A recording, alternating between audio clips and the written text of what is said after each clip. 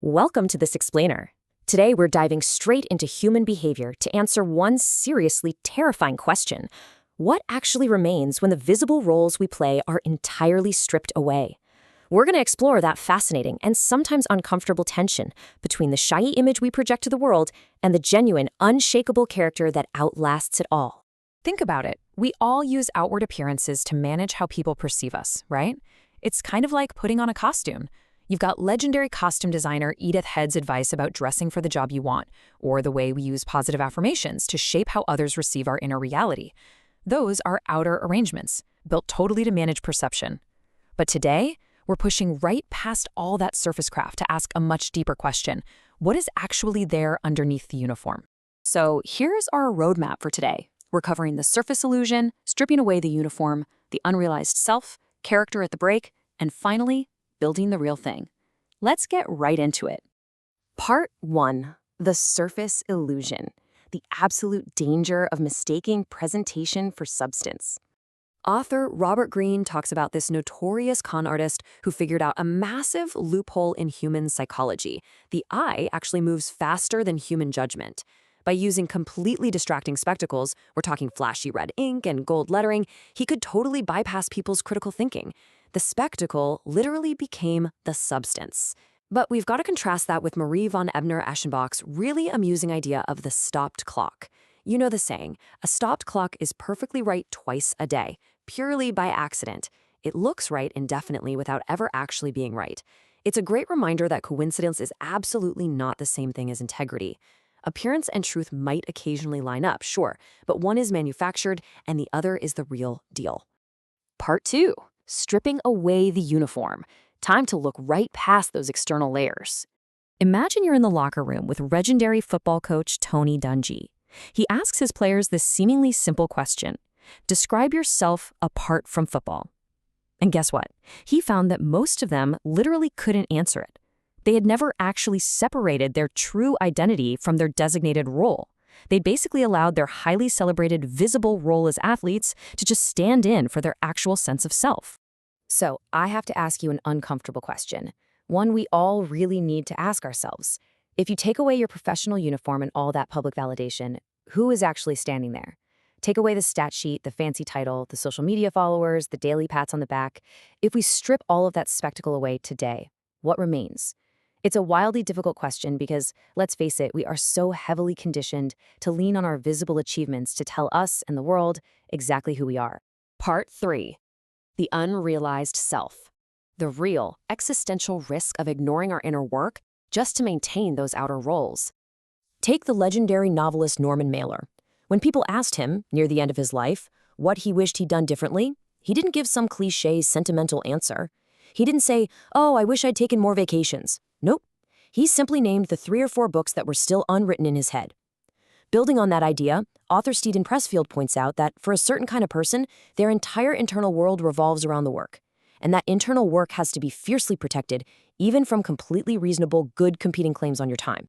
This is a massive wake-up call, right?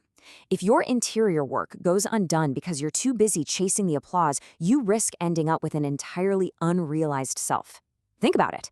If you spend your whole life saying yes to all those reasonable-sounding calendar invites, just deferring the one thing only you can do, what is left when the applause finally stops? The unwritten book, the unlaunched project, the unspoken truth. These aren't just little productivity hacks we missed. They are profound crises of identity. Part 4. Character at the break. Let's see what happens when the pressure hits, the script totally disappears, and true character is exposed. George Raveling tells this absolutely incredible true story from baseball back in 2010. Pitcher Armando Galarraga is one single out away from a perfect game. A perfect game. It's phenomenally rare. But then, umpire Jim Joyce blows the call at first base. And in 2010, there's no instant replay in baseball. The call couldn't be fixed. The perfect game was just gone forever. But what people actually remember wasn't the mistake itself. It was what happened next. Devoid of any instant replay, no second drafts, no clever PR team to spin it, both men revealed exactly who they were when the outcome couldn't be managed anymore. Umpire Jim Joyce didn't get defensive. He owned the mistake, publicly and emotionally. And the very next day, pitcher Armando Galarraga walked right out to home plate, smiled, and handed Joyce the lineup card. And Galarraga just said, "Nobody's perfect." Wow. That response proves that true character is literally the only thing left standing when you're forced into a moment with absolutely zero do-overs. Remember the con artist's red ink we talked about earlier? That spectacle only works because nobody is forced to look underneath it. Joyce and Galarraga were forced to look underneath it by a massive crisis moment, and in that moment, when appearance could no longer be managed, absolute integrity and true character completely shone through. Part 5. Building the real thing. How do we actually construct this unshakable core in the first place? It really all comes down to those unglamorous, unwitnessed hours. The repetition of preparation and cultivating a calm inner climate aren't just preparing you for the self. They are the self being built in real time. Coach John Wooden believed the practices were the actual journey, not just a warm-up for the highlight reel.